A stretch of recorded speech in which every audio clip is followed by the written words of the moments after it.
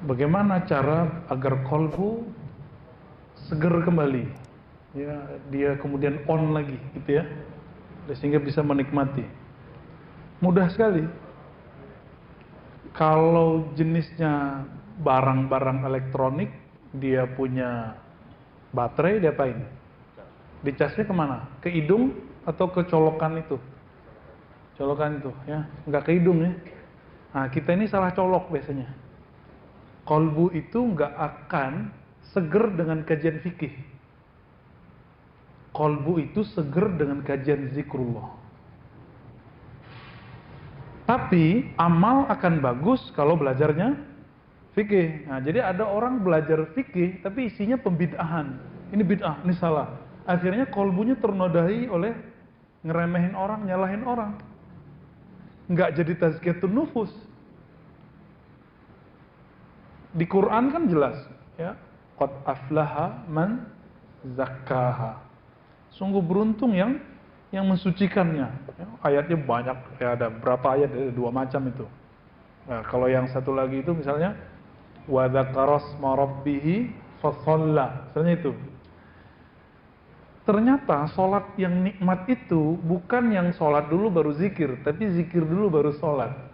Coba lihat teksnya, detail, gak usah pakai terjemah-terjemah yang aneh-aneh, harfiahkan aja dulu. Wa dzakara asma rabbih, dan menyebut nama Robnya. Nama Rob kita siapa? Pencipta kita siapa? Allah. Allah. Udah itu, berarti zikir nyebut nama Allah gak bid'ah. Terus kenapa ada orang yang membid'ahkan zikir Allah? Allah. Nggak connect ya. Oh, Nabi nggak pernah, emang ente tahu? Berarti kurang ngeh aja. Ayat pertama turun, Iqra bismi rabbik, nama Rabbmu. Yang kedua, wa rabbaka fakabbir. Yang ketiga, wazkurisma rabbika wa tabattal ila surat Al-Muzammil. Jelas perintahnya menyebut, membaca, mengulang-ulang nama Rabbmu. Dan nama Allah itu, ya Allah itu sendiri, Allah. Maka setelah kami memperhatikan tafsir-tafsir yang zaman-zaman ulama salafus saleh sampai zaman sekarang, ternyata zikir pertama Nabi itu adalah menyebut nama Allah aja. Allah, Allah, pakai kalbu. Allah, dalam hati aja. Allah. Ya. Boleh nggak? Ya boleh. Ini perintahnya jelas kok. Walaupun ada 1000 ustadz melarang mengatakan bid'ah. Ya.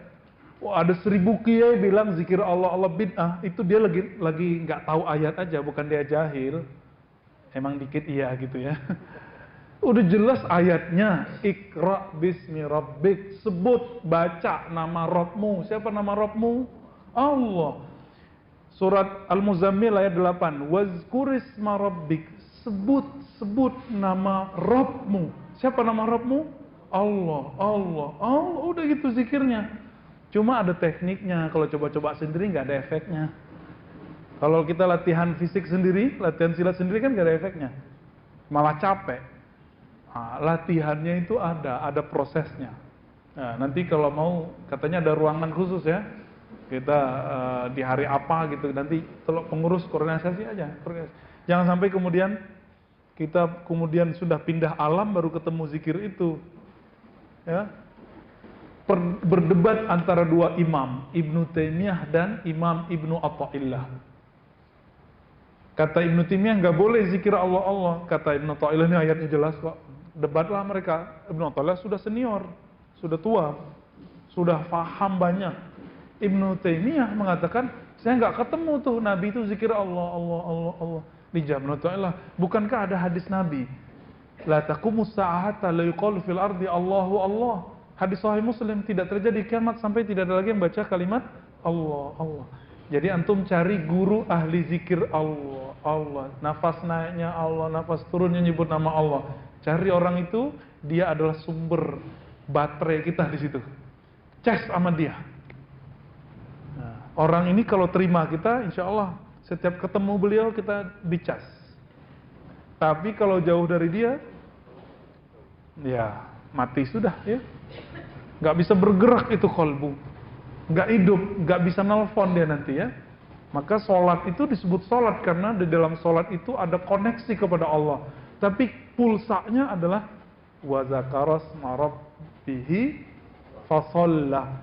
Sebut dulu namanya. Itulah pulsanya kolbu, energinya kolbu, baterainya kolbu, itu nyebut nama Allah. Semakin banyak orang menyebut kolbu itu kan luas. Dia luas sekali, jangan remehkan kolbu kita. Kolbu kita gak kenyang dengan zikir 100, gak kenyang. Dikit itu. Nabi cuma nyontohin doang 100. Nabi kata Aisyah, zikir setiap nafas, setiap saat. Gak pernah lupa, 1 detik pun Rasulullah tidak pernah lupa. Waktu kemarin kita safar, traveling, melihat kebesaran Allah, kita mampir di salah satu menapak tilas silsilah zikir Imam Ubaidillah Ahrari. Ubaidillah Ahrari di Bukhara Samarkand, ya, antara Bukhara Samarkand itu sebenarnya masih Bukhara menjelang kita ke Samarkand. Imam Ubaidillah Ahrari ini langsung berguru ke Imam Bahauddin Shah Naqsyaband. Disebutkan oleh Imam Amin Al-Qurdi, Syekh Amin Al-Qurdi, bahwa Imam Ubaidillah Ahrari ini tidak pernah lupa kepada Allah sesaat pun. Kecuali sekali waktu dia masih muda, sendalnya itu nyemplung masuk ke, kalau ada tanah kena air itu apa namanya, becek-becek gitu ya. Terus tiba-tiba ada gerobak lewat di pasar, sehingga terbenam, dan dia berteriak, sendalku. Dulu kan sendal mahal. Ya nggak kayak sekarang ya, 5.000 dapat sendal kaki. Dulu enggak. Saat beliau teriak mengenai sendalnya, dia lupa kepada Allah sesaat itu aja, dan itu yang bikin beliau tobat sampai saat beliau belum wafat. Jadi beliau lupa sesaat itu yang bikinnya nangis. Kenapa? Dalam Al-Quran dikatakan wazkur rabbaka fi nafsik, sebut nama Rabbmu dalam dirimu. Lalu di ujung ayat wala takum minal ghafilin, jangan kamu jadi orang yang lalai walaupun sesaat. Dan kita bersaat-saat soalnya. Wajar sholatnya nggak khusyuk, ya kan? Wajar. Orang tambah banyak zikir di luar sholat, tambah mantap sholatnya. Itu wa zakarasma rabbihi fasalla. Dia zikir di luar sholat, tambah banyak, tambah khusyuk dalam sholatnya. Jadi mau belajar 1000 ilmu zikir, 1000 tarekat, 1000 mursyid, 1000 kiai, tapi kalau nggak diamalin nggak ada efeknya. Gak ada efeknya. Mending satu guru tapi diamalin. Jadi itu ya. Guru saya ada salah seorang di Sumatera Barat, itu zikirnya dia amalannya satu itu aja, zikir Allah aja udah. Ya, la ilaha illallah udah 2 aja udah. Tapi tajamnya bukan main.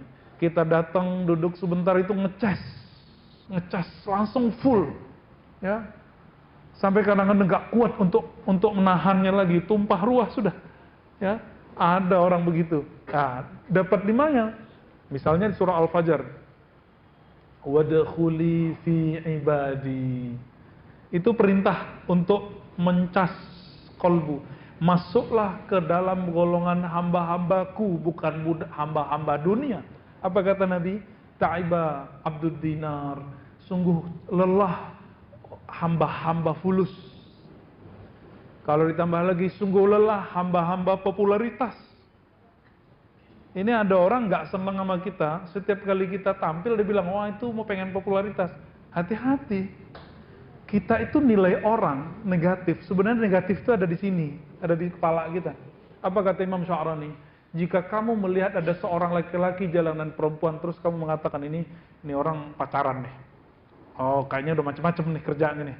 Itu sebenarnya yang kotor adalah kacamata batinmu. Karena kamu suka melakukan itu. Kamu gak tobat dari dosa-dosa kekotoran, kekejian kolbumu. Sehingga kalau memandang orang, siapa tahu itu orang itu nikah. Atau siapa tahu orangnya udah tobat. Kita gak tahu. Jadi jangan-jangan kita yang senang popularitas. Nuduh orang senang popularitas. Kan senang banyak hari ini ya. Banyak nuduh-nuduh orang ya. Nuduh orang jahil, kita ternyata yang jahil. Nuduh orang belagu, kita ternyata yang belagu. Jadi ternyata apa yang keluar dari mulut ini untuk meremehkan orang, sebenarnya itu adalah kekotoran yang keluar dari kolbu. Itu ya. Karena kolbu itu dia punya daya tampung.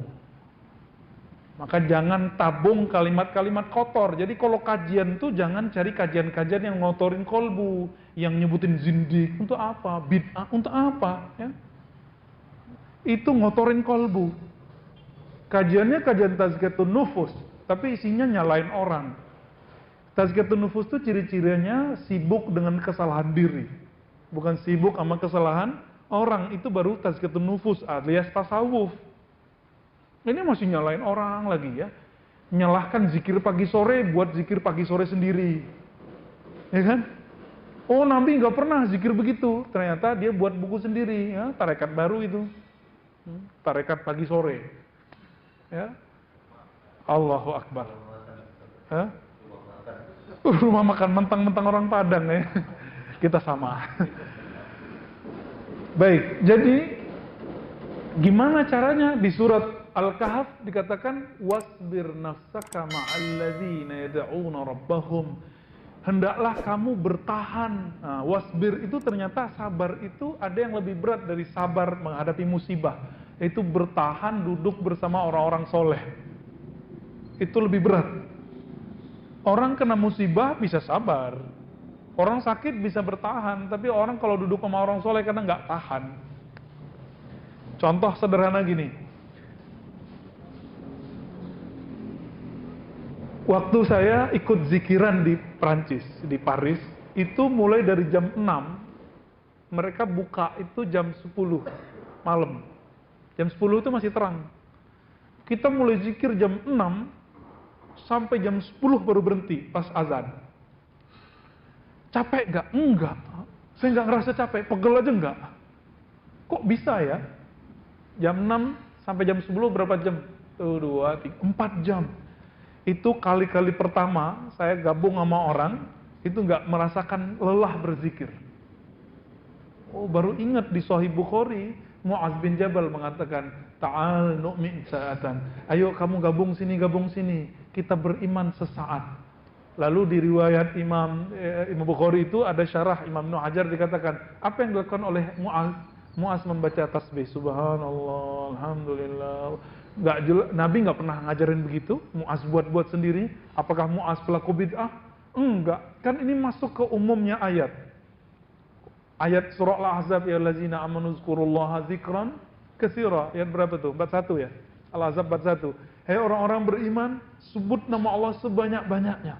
Maka yang dipanggil berzikir itu siapa? Beriman. Maka ciri-ciri iman adalah zikrullah yang banyak.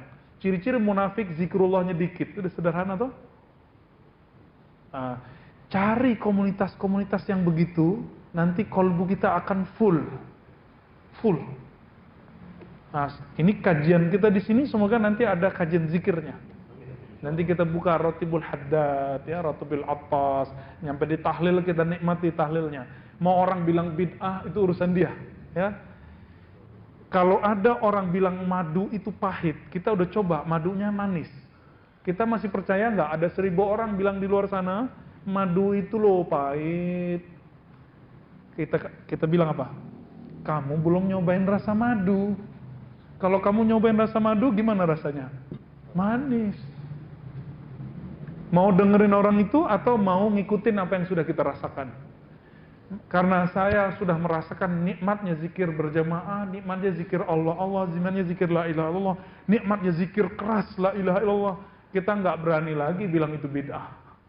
Oh, itu ahwal syaitani. Tahu dari mana? Nama kamu kali Tony. Ya, ahwal syaitani kan keadaan kan nggak mungkin. Kenapa? Dalam hadis yang sahih disebutkan bahwa syaitan itu punya lamam. Lamam itu kayak semacam kalau nyamuk itu punya belalai. Nah, itu lamam. Malaikat juga punya. Jika orang itu tidak berzikir, maka setan yang nusukin jarumnya ke dalam. Tapi kalau orang itu berzikir, nyebut nama Allah, langsung setannya menjauh. Maka tidak mungkin bersama orang ahli zikir ada setan. Dalilnya jelas. Ana ma'ahu idza dzakarani, ana jalisun man dzakarani. Aku teman duduknya orang-orang yang menyebut namaku. Maka teman-teman sahabat akan Allah, kenapa kita belum merasakan itu? Karena kita belum nyaman, belum tahan di atas sajadah. Nanti bertahap insya Allah ya. Saya dari kemarin nanti mulu nih. Maaf Pak ya.